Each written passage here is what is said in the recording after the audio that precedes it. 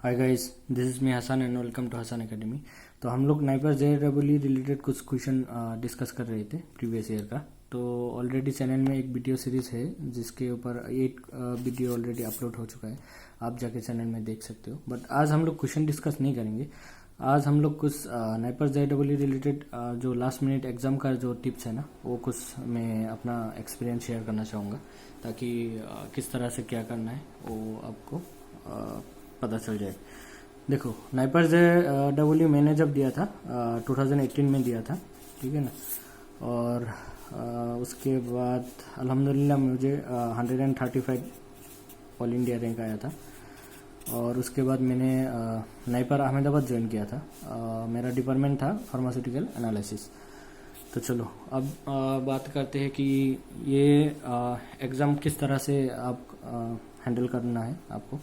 देखो, यहाँ पे कुल मिला के आपको रहेगा सिर्फ 2 आवर्स। ये तो आप सबको ये सब पता ही है, फिर भी बोल देता हूँ। और 2 आवर्स में आपको 200 क्वेश्चन करना है। तो कुल मिला के एक क्वेश्चन का जो टाइम होगा ना, एक क्वेश्चन के लिए आपको मिलेगा सिर्फ 36 सेकेंड, जो कि काफ़ी कम है, बहुत ज़्यादा कम है 36 सेकेंड।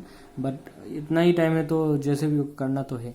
देखो, कॉम्पिटिटिव एग्जाम में क्या होता है, कॉम्पिटिटिव एग्जाम में मोस्टली 4 ऑप्शन रहते हैं किसी भी क्वेश्चन का। सपोज ये क्वेश्चन 1 है तो इसका 4 ऑप्शन रहेगा, A, B, C, D। देखो, अगर आप रैंडमली किसी एक आंसर को गैस करो ना, तो उसका प्रोबेबिलिटी कितना है, उसका प्रोबेबिलिटी करेक्ट होने का है 25%, ठीक है।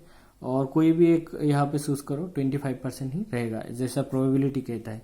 और जो नेगेटिव मार्किंग दिया है कॉम्पिटिटिव एग्जाम में, उसके पीछे का लॉजिक क्या है। देखो, नेगेटिव मार्किंग देने का पीछे का लॉजिक ये है, अगर आप मान लो कि किसी कॉम्पिटिटिव एग्जाम में आपको एक क्वेश्चन करेक्ट होने का मिलेगा 3 मार्क, एंड एक क्वेश्चन अगर रॉन्ग हो गया तो आपको मिलेगा -1, 1 मार्क डिडक्ट हो जाएगा। हालांकि नाइपर में +4 एंड +1 एंड -0.25 है, 1/4 है। और जीपेड में भी ऐसा है, बट बहुत सारे कॉम्पिटिटिव एग्जाम में ऐसा रहता है +3 एंड -1। अगर आप सही कर दिया तो +3। तो इसके पीछे देखो ये लॉजिक क्या है। अगर आपने 100 क्वेश्चन, सपोज ऐसा मान लो 100 क्वेश्चन आपने गेस कर दिया, 100 की 100 ही तुक्का मार दिया। हालांकि ऐसा कोई नहीं करता, फिर भी आप एग्जाम्पल लॉजिक दिखा रहा हूँ मैं। 100 क्वेश्चन आपने तुक्के पे कर लिया तो 25% तो आपका प्रोबेबिलिटी है, तो 25 क्वेश्चन हो गया आपका करेक्ट, ठीक है। और 75 क्वेश्चन हो गया आपका रॉन्ग। देखो, अब 25 क्वेश्चन का जो करेक्ट हुआ है ना, जो 25 करेक्ट हुआ है, उसके लिए आपको कितना मिलेगा, 1 का 3, दैट मीन्स 75 मिल जाएगा। और जो 75 आपका गलत हुआ है, उसके लिए आपको कितना मिलेगा, 75 का -1 करके 75 माइनस हो जाएगा, ठीक है ना। तो कुल मिला के आपको लड्डू मिल जाएगा 0। तो यही लॉजिक है कि नेगेटिव मार्क क्यों ऐड किया कॉम्पिटिटिव एग्जाम में। तो आप तुक्के नहीं मार सकते। तुक्के आप कब मार सकते हैं, देखो, जब 4 ऑप्शन रहेगा। ये नाइपर एग्जाम के लिए बोल रहा हूँ, ना कि जीपेड, वो सब काफ़ी डिफरेंट स्ट्रेटेजी होता है। नाइपर का स्ट्रेटेजी डिफरेंट है। अगर आपके पास 4 ऑप्शन रहा A, B, C, D, और आप किसी भी तरीका से आप ये फाइंड आउट कर पा रहे हो कि ऑप्शन A और ऑप्शन D तो होने का चांस है ही नहीं, आप काफ़ी कंफर्म हो कि ऑप्शन A और ऑप्शन D नहीं होगा, दैट मीन्स ऑप्शन B और C में से किसी एक होगा। तो आपने क्या किया, अगर 2 ऑप्शन इलिमिनेट कर पाया तो आप 50% प्रोबेबिलिटी कर लिया कि आपका ऑप्शन करेक्ट हो, आपका आंसर करेक्ट हो, 50% प्रोबेबिलिटी है। तो इस तरह का अगर ऑप्शन आपको मिला, इस तरह का सिचुएशन आया, तो मेरा ये मानना है कि आप उसको टिक करके आओ, इस B और C में से किसी एक को टिक करके आओ। क्योंकि क्यों ऐसा बोल रहा हूँ, ये इसका भी लॉजिक दिखा रहा हूँ मैं। देखो, आपने क्या किया, 50% प्रोबेबिलिटी वाला, 50% प्रोबेबिलिटी वाला, सपोज 1-2 मत करना, सपोज 10 क्वेश्चन आपने अटेम्प्ट कर लिया 50% प्रोबेबिलिटी वाला, तो 10 में से एज पर प्रोबेबिलिटी आपका 5 क्वेश्चन राइट हो जाएगा और 5 क्वेश्चन रॉन्ग हो जाएगा। जो 5 क्वेश्चन राइट होगा उसके लिए आपको क्या मिलेगा, +5 मिलेगा। जो 5 क्वेश्चन नेगेटिव होगा नाइपर के हिसाब से, तो उसमें आपको मिल जाएगा -1.25। तो कुल मिला के आपके पास 3.75 का आपका बेनिफिट है। तो आप जितना भी ऐसा मिले ना 50% प्रोबेबिलिटी वाला, अगर आप चाहो तो आप उसमें टिक करके आओ। और इसका एक बात याद रखना, कब टिक करना है उसको, जब आप क्वेश्चन एक एक करके जा रहे हो और आपको 50% वाला मिल रहा है तो आप उसको छोड़ना मत कि मैं लास्ट में अटेम्प्ट कर लूंगा, लास्ट में फिर से इसको देख लूंगा। नहीं, आपको टाइम नहीं मिलने वाला है वापस आने के लिए। ये मैं अपने एक्सपीरियंस से बोल रहा हूँ। 200 क्वेश्चन 2 आवर्स में बहुत ज़्यादा होता है, आप उसी टाइम उसको क्लिक करके जाओ और देखो। और एक जो मेन टिप्स मैं आपको देना चाहता हूँ वो ये है कि आपको क्वेश्चन नंबर 1 से लेके लास्ट क्वेश्चन नंबर 200 तक पहुंचना है, एनी हाउ पहुंचना है।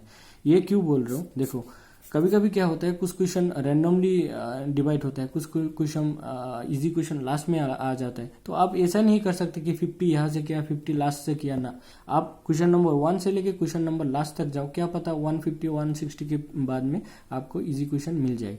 ये एडवाइस मुझे मेरा जो गुरुजी था ना उस टाइम का, तो दीप अनमोल सर, उन्होंने मुझे ये एडवाइस दिया था कि बेटा एनी हाउ 200 क्वेश्चन तक तुमको पहुंचना है। और मैंने वैसा किया था और मुझे बहुत उसका एडवांटेज मिला, क्योंकि 160 के बाद मुझे काफ़ी ज़्यादा इजी क्वेश्चन मिला जो सिर्फ 8 से 10 सेकेंड या फिर 5 सेकेंड में सॉल्व हो रहा था। तो वो मुझे काफ़ी बेनिफिट हुआ है। तो आप भी ऐसा कर सकते हो। और उनका एक बुक भी है, बाद में मैं कभी दिन दिखा दूंगा, नाइपर जीपेर नाइपर रिलेटेड काफ़ी अच्छा बुक है, बाद में वो दिखा दूंगा कभी दिन। तो देखो, अब तो आपको क्या करना है, जो 50% प्रोबेबिलिटी वाला है उसको रिस्क लेना है और आप उसको अटेम्प्ट करना है। और जो क्वेश्चन नंबर 1 से लेके 200 तक एनी हाउ आपको पहुंचना है। और उसके बाद जो बच्चे अगर स्टक हो गया, बीच में अटक गया और किसी रीजन से आपके पास सिर्फ आधा घंटे रह गया और क्वेश्चन रह गया 100, आप 100 नंबर क्वेश्चन तक पहुंचा और सिर्फ आधा घंटा भी बाकी है और उससे भी कम टाइम बाकी है, अब क्या कर सकते हो। देखो उस टाइम तो आपको मेरे हिसाब से रिस्क लेना है, क्योंकि आपके पास कोई ऑप्शन है नहीं। तो आप जितना भी ऑल ऑफ द एबव इस तरह का क्वेश्चन मिलेगा ना, ऑल ऑफ द एबव उसको टिक करो। नॉन ऑफ द एबव उसको भी टिक करो। 50% वाला को तो करो ही, करना ही है एनी हाउ, 50% वाला को भी करो। तो इस तरह से आप करो। और जो एक क्वेश्चन रहता है कि कितना क्वेश्चन अटेम्प्ट करने से कितना मिलेगा, देखो नाइपर ये सब कभी डिस्क्लोज नहीं करता है कि कितना मार्क मिला है किसको, कितना फर्स्ट रैंक वाले ने कितना मिला। जब मेरा टाइम था मैंने 150 से थोड़ा ज़्यादा ही क्वेश्चन अटेम्प्ट किया था, बट क्या सभी क्वेश्चन सही होगा इसका तो कोई मतलब वो है नहीं कि सभी क्वेश्चन करेक्ट हो जाएगा। सपोज 150 भी करेक्ट हुआ होगा और सपोज मैंने 160 162 अटेम्प्ट किया था, अगर 10 क्वेश्चन भी गलत हो गए तो 150 करेक्ट हुआ था, तो उसमें मुझे 135 रैंक आया था। तो उस टाइम का और इस टाइम का क्या स्ट्रेटेजी होगा, मतलब इतना बोल नहीं सकते कितना क्वेश्चन अटेम्प्ट करना है, बट ये तो है क्वेश्चन 1 से लेके 200 तक जाना है और जितना हो सके आप मैक्सिमम अटेम्प्ट करो। और 50% वाला भी अटेम्प्ट करो, 100% वाला तो करना ही है। देखो एक क्वेश्चन तुम पढ़ रहे हो और तुम्हें वो क्वेश्चन इजी लग रहा है, तो तुम्हें वो क्वेश्चन एनी हाउ उसी टाइम टिक करना है और उसके लिए वेट नहीं करना है कि किस तरह से क्या होगा, कि ये बाद में करूंगा फिर से देख लेता हूँ, या फिर ज़्यादा सोचने का ट्राई मत करो, उसी टाइम उसको अटेम्प्ट करो और आगे बढ़ो। ये तो हो गया कि एग्जाम की 2 घंटा कैसे तुम पार करोगे। 2 घंटे के बाद तुम जो भी करना है करो, वो उससे कोई मतलब नहीं है। बट और एक बात, एग्जाम का प्रिपरेशन, कॉम्पिटिटिव एग्जाम का जो मतलब टाइम स्टार्ट होता है वो एग्जाम का 2 आवर्स से नहीं होता, वो एक दिन पहले का रात से होता है। तो आप 2 तारीख का शाम से और पढ़ो मत, सो जाओ, अच्छे नींद लेने का कोशिश करो। हालांकि अच्छे नींद आने का काफ़ी मतलब कुछ मुश्किल होता है कभी कभी, मेरा भी ऐसा सिचुएशन आया था। बट जैसे भी हो एनी हाउ आप अच्छे नींद लो और नेक्स्ट डे। और आप 3 तारीख के लिए वेट मत करो, हॉल टिकट वगैरह, हॉल टिकट तो ऑलरेडी आप ले लिया होगा, हॉल टिकट ले लो, लोकेशन कहाँ है वो डिटेल्स देख लो। और काफ़ी जगह में लॉकडाउन भी हो सकता है, तो हॉल टिकट वगैरह दिखा देने से कुछ प्रॉब्लम होगा नहीं। हालांकि गेट के टाइम में तो वो लोग एक नोटिस भी दे दिया था कि जो आप रास्ते में कोई पुलिस वगैरह पूछे तो दिखा सकते हो, मगर इसमें हॉल टिकट से काम हो जाएगा मेरे हिसाब से। और बाकी बस इतना ही है। और एग्ज़ाम हॉल में थोड़ा पहले ही पहुंच जाओ, जैसे कि आधा घंटा 1 घंटा पहले पहुंच जाओ, या फिर जितना भी टाइम चाहिए। और एग्ज़ाम हॉल में जब तुम पहुंच गया ना, उसके बाद जो भी कुछ दोस्त लोग मिलेगा, कॉलेज का स्टूडेंट लोग मिलेगा, उस टाइम क्वेश्चन डिस्कस मत करो यार। कुछ बच्चे होता है डिस्कस करते रहते, ये तूने ये पढ़ा वो पढ़ा, जितना करना था कर लिया, अब उस टाइम तो क्वेश्चन डिस्कस मत करो और थोड़ा सा हल्का कुछ खा के जाना। ऐसे भी 2 घंटा ही है, इतना कुछ हैवी खाने का जरूरत है भी नहीं। और ऐसा मुझे नहीं लगता ऐसा सिचुएशन आएगा कि तुम्हें नींद आ गए एग्जाम हॉल में। 200 क्वेश्चन है यार, होश उड़ जाएगा तुम्हारा, जल्दी जल्दी करना होता है यार, बहुत ज़्यादा टफ है। एंड अभी जितना हो सके अपने माइंड को रिलैक्स रखो और एग्ज़ाम हॉल में अपने जितना भी हो सके ना क्वेश्चन ज़्यादा करो, ब्रेन को एक्टिव रखो।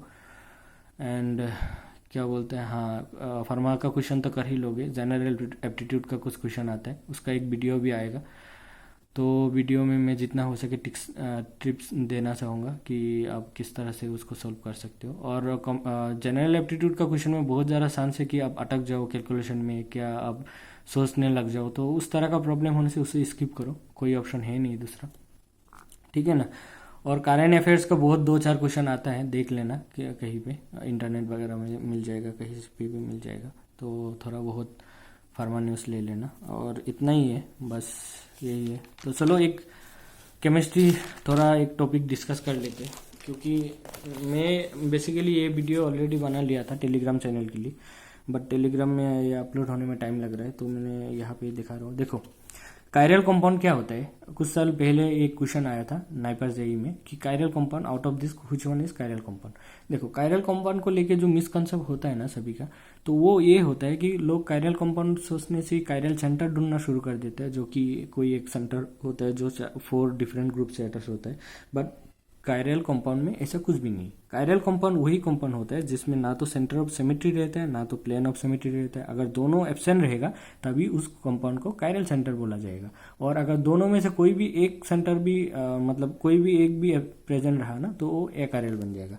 हालांकि alternative axis of symmetry and axis of symmetry भी देखना होता है, बट वो सब नहीं चाहिए। मैं नाइपर लेवल तक COS एंड POS से काम चल जाएगा। देखो सबसे पहले सेंटर ऑफ सिमेट्री क्या होता है। सेंटर ऑफ सिमेट्री होता है कि ऐसा एक सेंटर जहां से इक्वल डिस्टेंस जाने पर सेम पोर्शन मिले या फिर ग्रुप मिले। जैसे एग्जांपल के तौर पे CO2 कार्बन डाइऑक्साइड ले लिया। कार्बन डाइऑक्साइड इस तरह से ड्रॉ करने के बाद देखो इस पोर्शन से इधर जाने से ऑक्सीजन, इधर जाने से भी oxygen, that mean COS is present. तो इस कार्बन डाइऑक्साइड को आप 20 में ऐसे काट सकते हो, ठीक है ना, ऐसे काट सकते हो। ऑक्सीजन ऑक्सीजन से मिल जाएगा, तो POS भी है, तो ये हो गया एकायरल, दोनों है। हालांकि एक होने से ही एकायरल बन जाता है। तो ये देखो वाटर का एग्जांपल ले रहा हूँ जिसमें COS एब्सेंट है, सेंटर ऑफ सिमेट्री नहीं है, क्योंकि इस पोजीशन से अगर आप बिलो की ओर आओ ना हाइड्रोजन आता है, ऊपर की ओर तो लोन पेयर है, कुछ है ही नहीं, तो ये COS नहीं है। बट इसमें प्लेन ऑफ सिमेट्री जरूर है, आप यहाँ से काट सकते हो 20 से, और ये हाइड्रोजन हाइड्रोजन से मैच हो जाएगा, तो प्लेन ऑफ सिमेट्री है, तो ये कंपाउंड हो गया एकायरल। और देखो प्लेन ऑफ सिमेट्री सिर्फ इस तरह से है ऐसा नहीं है, आप 3 तरीका से प्लेन ऑफ सिमेट्री देख सकते हो। एक तो देखो इस सीधा 20 में से काट दिया। एक होता है आप इस तरह से काट सकते हो कि ऑक्सीजन का आधा से कार्बन के आधा से ऐसे काट लिया, अगर वो चारों ओर रहेगा ना तो इस तरह से वो मैच हो जाएगा। और एक होता है अगर प्लेनर मॉलिक्यूल हुआ तो प्लेन के डायरेक्शन से भी काट सकते हो, पेज के डायरेक्शन में आप इस तरह से काट सकते हो, मगर उसके लिए मॉलिक्यूल प्लेनर होना बहुत जरूरी है।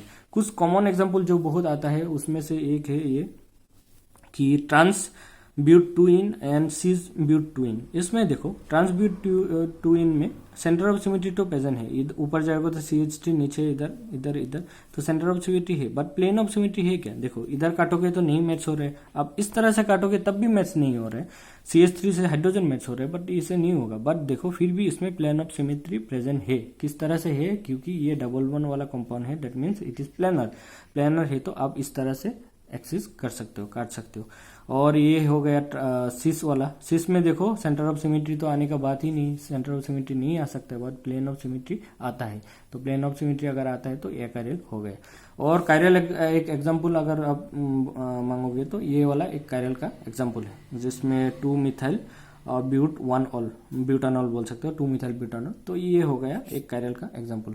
हालांकि इंटरनेट में बहुत सारा मिल जाएगा, आप वहाँ पे जाके देख लेना। और गाइस एक बहुत इंपॉर्टेंट बात है कि मैंने हसन एकेडमी नाम से एक टेलीग्राम चैनल भी बनाया, तो आप जल्दी जल्दी उधर ऐड हो जाओ। जितना भी इंपॉर्टेंट बात है आप 2-3 दिन में मैं शेयर कर सकता हूँ, क्योंकि आसाम में नेटवर्क काफ़ी इशू हो रहा है अभी कुछ दिनों से, तो मैं वीडियो अपलोड होना प्रॉब्लम हो रहा है, तो मैं वहाँ पे फोटो खींच के या कुछ भी तरीका से ना अपलोड कर दूंगा, ठीक है ना।